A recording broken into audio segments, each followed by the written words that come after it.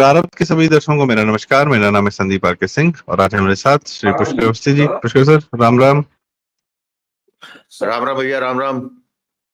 Pushkar sir, आज आपने एक बहुत अद्भुत लेख लिखा, कई दिन बाद लिखा। और मतलब वो पढ़कर एक डिटेल्ड पता चला कि ये जो 5 मई से 6 मई से जो घटनाएं शुरू हुई, ऑपरेशन सिंदूर शुरू हुआ, उसके बाद उसके पहले अमेरिका और चीन की क्या प्रतिक्रिया थी, और जब मामला एस्केलेट हुआ, जब बात एक उनके नाक के ऊपर पानी चला गया, तब अचानक उनकी प्रतिक्रिया जो है दूसरी हो गई, पूरा 180 डिग्री का टर्न ले लिया। तो इसको आप कैसे देखते हैं कि भारत ने एक अद्भुत कार्य कर दिया कि पाकिस्तान को बचाने के चक्कर में पाकिस्तान और अमेरिका और चीन एक साथ दिखे। ये एक अद्भुत मेजर चेंज है। कैसे देखते हैं इसको पुष्कर? देखिए संदीप, मैंने जो उस लेख में लिखा है, मैंने जो है उन कारणों को छुआ है जिन कारणों से ऐसी चीज हुई, जिसको आप जब तक ये दोनों मिलकर जो है स्विट्जरलैंड में मिले थे, अमेरिका के प्रतिनिधि और चीन के प्रतिनिधि, और जो ट्रेड वॉर का चल रहा था, वहां पर उन्होंने अपना सेटलमेंट कर लिया। और ये एक ऐतिहासिक पल भी कहूंगा, जो वर्ल्ड डिफाइनिंग मूवमेंट है ये, कि ये तलबैया चीन और अमेरिका की भारत के कारण हुआ। क्योंकि भारत ने जो 6 और 7 की रात किया था, उसके लिए वो सब मानसिक रूप से बहुत पहले से तैयार थे। वही नहीं, शेष विश्व भी, या ये कह सकते हैं कि पाश्चात्य जगत के लोग भी जो है, राष्ट्र जो थे, सब जानते थे कि भारत, मोदी का भारत मानेगा नहीं और वो जो है करेगा कुछ। तो उनके लिए जो है बालाकोट एक उनका एक स्टैंडर्ड था कि बालाकोट जिस तरह किया था, उस तरह बालाकोट 2.0 हो जाएगा और उसके बाद मामला जो है रफा दफा हो जाएगा।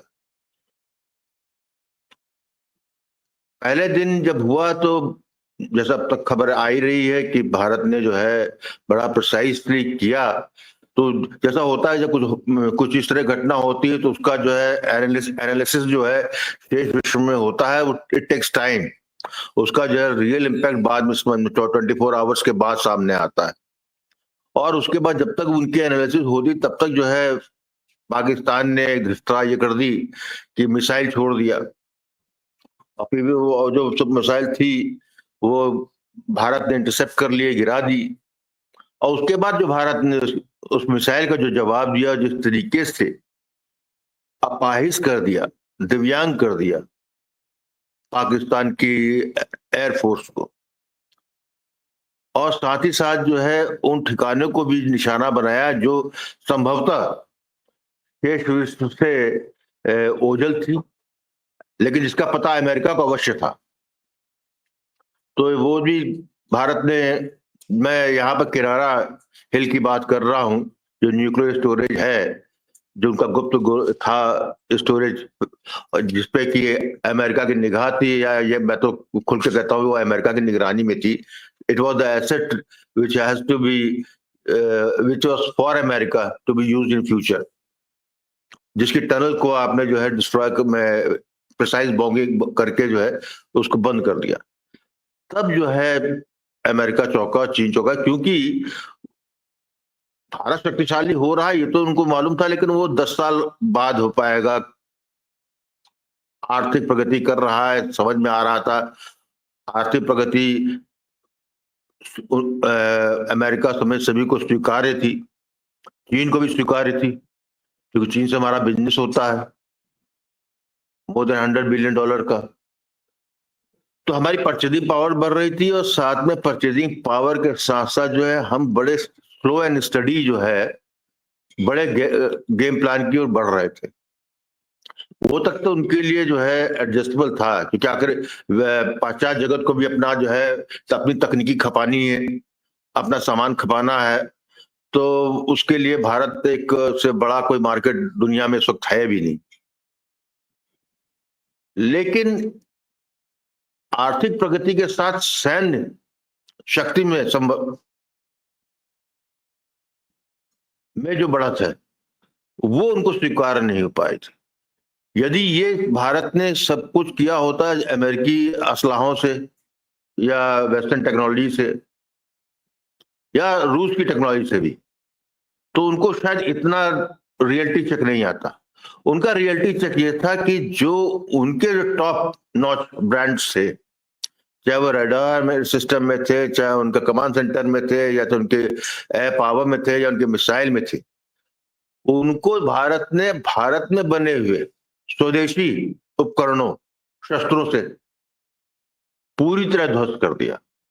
ये बहुत बड़ी खतरे की घटना थी, because military might, military power he define करती है वर्ल्ड ऑर्डर, इकोनॉमिक ऑर्डर नहीं करता। इकोनॉमिक्स आपको जो है प्रिविलेज देता है कि आप जो है मैनूवर कर सकते हैं रियल वर्ल्ड में, डिप्लोमेसी में, वहां पर तो है, लेकिन जो मिलिट्री माइट होता है वो जो है टर्न टेबल कर देता है।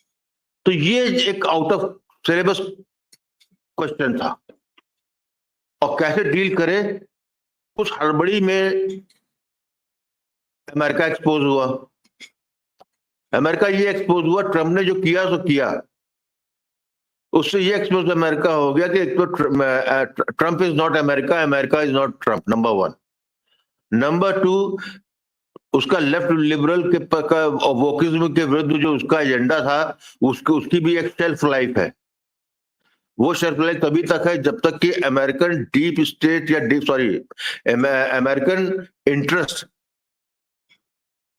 जो कि हमेशा चाहे सरकार आए, कोई भी सरकार बनाए, कोई भी राष्ट्रपति बने, लेकिन अमेरिका के जो डीप रूटेड इंटरेस्ट होते हैं, जो कि आगे के 20-30 साल को देखते हुए बनते हैं, उस पर वो कॉम्प्रोमाइज नहीं करते। तो ये ऐसा आउट ऑफ सिलेबस क्वेश्चन आया कि उस हड़बड़ी में, बहुत जल्दीबाजी में, बहुत गंदे तरीके से ट्रंप ने इसको जो है सामने रखा, और उसमें अमेरिका एक्सपोज हो गया। अमेरिका ये एक्सपोज हो गया कि जो भी धारणा थी भारत की विशेषता, अमेरिका पाकिस्तान के संबंधों को लेके, उसमें एक जो ज्यादातर लोगों के जो कि ट्रंप के प्रेम में थे, या ट्रंप के अमेरिका के प्रति जो सॉफ्ट कॉर्नर डेवलप हुआ था, वो रियलिटी चेक हुआ।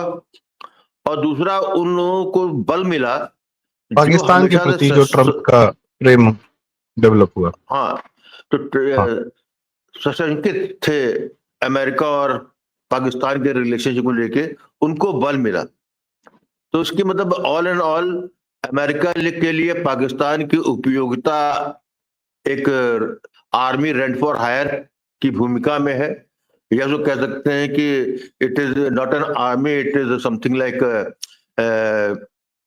मर्सिनरी प्रोफेशनल सोल्जर्स की कैपेसिटी में, कि जब अमेरिका को जहां जरूरत पड़ेगी, जिस तरीके करेगी, वहां पर जो है वो चंद डॉलर फेंकेगा और वो करा लेगा।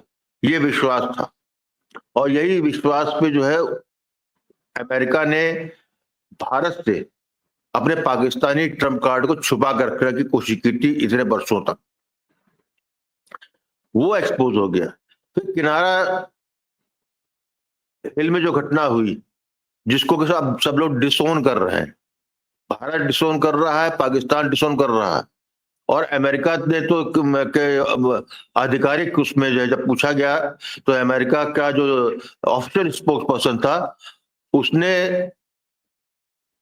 उससे इनकार नहीं किया। He just kept silent. Yeah, he will not take that question. That means कि जो भी कयास लगाए जा रहे हैं वो सत्य थे। कहीं भारत ने जो है जो एक अंडरस्टैंडिंग थी उसको ब्रीच किया, और फिर जिस तरीके से जब प्रधानमंत्री मोदी जी सामने आए, देश के सामने आए, और बिना किसी नाम को लिए सारी बातें कही, और जिस तरीके से उन्होंने nuclear bluff, nuclear blackmail will be off the table, इसका मतलब यह है कि इंडिया ने वो थ्रेशोल्ड भी पार कर लिया। तो ऐसे संभावनाओं में, ऐसी सत्यता को सामने आते हुए, कोई भी स्थापित राज्य जिसकी मठाधीशी दशकों से चल रही हो, वो इसको स्वीकार नहीं करेगा। तो ऐसे में वो अपने दुश्मनों से भी दोस्ती कर लेगा फॉर लिमिटेड इंटरेस्ट के लिए। भारत ताकतवर हो, जैसे मैं बार बार कहता हूं, अमेरिका ने भारत को एक रॉटवाइलर समझ रखा था, गार्डिंग डॉग। वो इसलिए कि वो जो है उसकी लीश जो है अमेरिका के हाथ में रहेगी, और जब जो है उसको जो है शू करना चाहेगा चाइना पे कर लेगा। और वो कई सालों से कर रहा था, जिसको भारत जो है एक कान से सुनता था और दूसरे कान से निकाल लेता, क्योंकि भारत को युद्ध की कीमत मालूम। भारत ने अपनी डॉक्ट्रिन बदली है। भारत को युद्ध की कीमत ये मालूम है कि ये सब जो है भारत को दूसरा यूक्रेन या दूसरा रूस बनाना चाहते हैं, क्योंकि किसी भी बढ़ती हुई अर्थव्यवस्था को यदि आपको ब्रेक लगवाना हो तो उसको आप 6 महीने के लिए किसी युद्ध में झोंक दीजिए, वो अपने आप 5 साल पीछे चला जाएगा। उसमें किसी को कोई ज्यादा विशेष करने की आवश्यकता नहीं। वो भी भारत ऐसे देश में जहां का विपक्ष खुलेआम भारत के शत्रु के साथ खड़ा हो, उनकी भाषा बोलता हो, उनके दिए गए बयानों को तार्किक समझता हो, उस पर विश्वास करता हो, और भारत की जनता को बताने का बार बार प्रयास करता हो कि भारत की सरकार को छुपा रही। तो ऐसे जब घर में छुपे हुए दुश्मन हो तो यह काम और सहज और आसान हो जाता है। तो मैं समझता हूं कि मोदी जी सब कुछ जानते हुए इन सब बातों को, भारत में पाकिस्तान के प्रति जो उभरी हुई आक्रोश और जनभावना थी, उसको समझते हुए भी उन्होंने एक रिस्क लिया और डी एस्केलेशन में चले गए। और वो इसीलिए गए क्योंकि उनके पास रियलिटी चेक इस बात का है कि उन्होंने जो पाकिस्तान का नुकसान किया है उसकी भरपाई अमेरिका चीन करना भी चाहे तो वो उसमें एक लंबा समय लगेगा। रनवे बनवाना कोई बड़ी बात नहीं है, भारत जानता है 15 दिन में 20 दिन में जो है तैयार हो जाएंगी, रनवे की दिक्कत नहीं है। लेकिन रनवे के साथ जो उन्होंने जो कमांड स्ट्रक्चर तोड़ा है, जो उसके सिस्टम धराशायी किए, जो कॉस्टली मार्टिन लॉकहीड के जो है रेडार सिस्टम पूरे लगा रखे थे, जो इनकी मिसाइल के प्रोग्राम चलाते थे, ये जो इनके जहाज थे, वो सब नाकाम रहे। तो ऐसी दशा में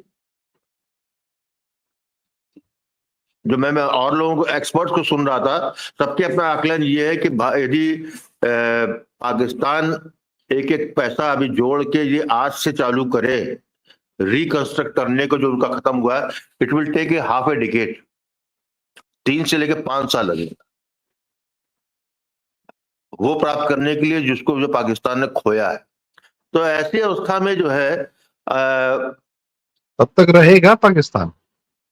ये देखिए, ये प्रश्न मैंने भी अपने आप से पूछा है संदीप जी। उसका उत्तर मेरे पास सिर्फ यही आया है कि जिस तरीके से पिछले कई वर्षों से हम ये देखते आए कि जब लगा कि पाकिस्तान जो है धराशायी अपने आप हो जाएगा, अपने ही कॉन्ट्रडिक्शन हो जाएगा, तब तक किसी अदृश्य शक्ति ने, चाहे IMF के नाम पे हो या चीन के नाम पे हो, उसने उसकी पीठ पे हाथ रखा है, उसको मरने नहीं दिया।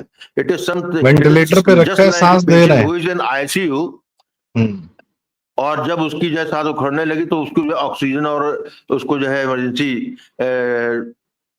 कोई दवा देके उसको जो है आप फिर जीवित कर दीजिए, क्योंकि उसको जिया हुआ दिखना चाहिए ताकि भारत पर एक कंट्रोल रहे। इसीलिए जो है पाकिस्तान जब बुरी तरह लड़खड़ा गया था, तभी इसीलिए 2024 में उन्होंने बांग्लादेश में फ्रंट खोला, प्लान बी लेके। आज की स्थिति यह है कि भारत जो है मानसिक रूप से इतना तैयार हो चुका है कि प्लान ए, प्लान बी के साथ साथ जो प्लान सी है उसकी भी जो है रियलिटी को देखते हुए आगे बढ़ रहा है। तो पाकिस्तान आगे बढ़ना, आगे क्या रहेगा कि नहीं रहेगा, ये ट्रंप या अमेरिका डिसाइड नहीं कर सकता। वो अधिकार अमेरिका ने खो दिया है, क्योंकि अब जो पूरी लड़ाई जो होगी जहां तक मैं समझता हूं वो बालूचिस्तान के मिनरल्स को लेके है। अभी जो है पाकिस्तान, क्योंकि आप एक चीज समझिए, यह थोड़ा विषय से अलग हो जाए, लेकिन फिर मैं थोड़ा उस तरह में ध्यान आपका ले जाऊं। पूरे बालूचिस्तान लिबरेशन आर्मी के जो कन्फ्रंट किया है बलूचिस्तान में, उसका अटैक प्राइमरी जो है पाकिस्तान की आर्मी हो रही है। बीच बीच में वो चाइना के कुछ इंस्टॉलेशन पे आक्रमण करते हैं, लेकिन कभी भी आपने चीन को बीएलए के विरुद्ध जाते हुए नहीं देखा होगा। तो ये ग्लोबल गेम है, और उस ग्लोबल गेम में उस वर्ल्ड ऑर्डर के टेबल पर भारत ने कुर्सी छीन के उसमें वो बैठ गया है। ये बर्दाश्त नहीं, क्योंकि वो अंग्रेज है, सफेद चमड़ी है, गोरे है, ईसाई है, सभ्य है, बुद्धिजीवी है। अरे ये कम्युनिस्ट है आदमी जो कि जिस पर हमने सैकड़ों साल राज्य किया, उससे पहले जो है मुसलमानों ने, ये हमारा बराबरी करेगा। तो उनके दृष्टिकोण में हम सफलता के लायक ही नहीं है, क्योंकि जो उनका जो थॉट प्रोसेस है, जो उन्होंने अपनी एक सारणी बना रखी, उसके अनुसार कोई ऐसा तत्व नहीं है कि जो ये गारंटी करे कि भारत को सफल होना चाहिए। उनकी दृष्टि से भारत जो है एक मार्केट था, मार्केट है, शोषण करने के लिए ही है, शोषण के लायक ही है। ये रियलिटी चेक इनको मिला है जी। ऑपरेशन सिंदूर ने ये सारे भ्रम तोड़ दिए हैं। भारत अपनी जगह बना चुका है, अपने स्थायित्व को और प्रभावी ढंग से रख रहा है, और भारत, अमेरिका भी आज समझ रहा है, चीन भी समझ रहा है कि भारत उनकी तरफ जो है देख भी नहीं रहा है। भारत को आज परमिशन जरूरत नहीं है, आज भारत को जो है किसी भी अनुमोदन की जरूरत नहीं है। जो हम लोगों का एक डीप कॉम्प्लेक्स रहता है कि हमको जो है वेस्ट से जो है हमको जो है वो मिलना चाहिए, वैलिडेशन, समर्थन, वैलिडेशन, वो जो है ऑपरेशन सिंदूर ने खत्म कर दिया।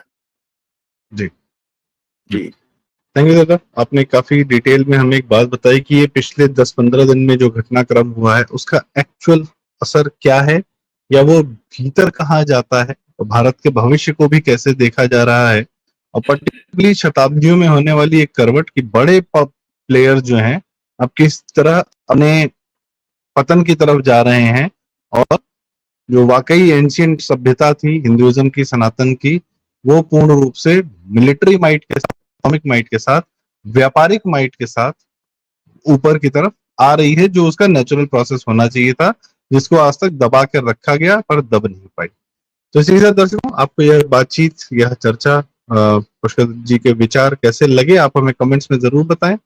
वीडियो लाइक करें, शेयर करें, ये रिक्वेस्ट, और कृपया चैनल जरूर सब्सक्राइब करें। प्रारब्ध और पुष्कर जी का ये लेख का भी हम लिंक डिस्क्रिप्शन में जरूर दे देंगे, जरूर पढ़ें। बहुत बहुत धन्यवाद, नमस्कार।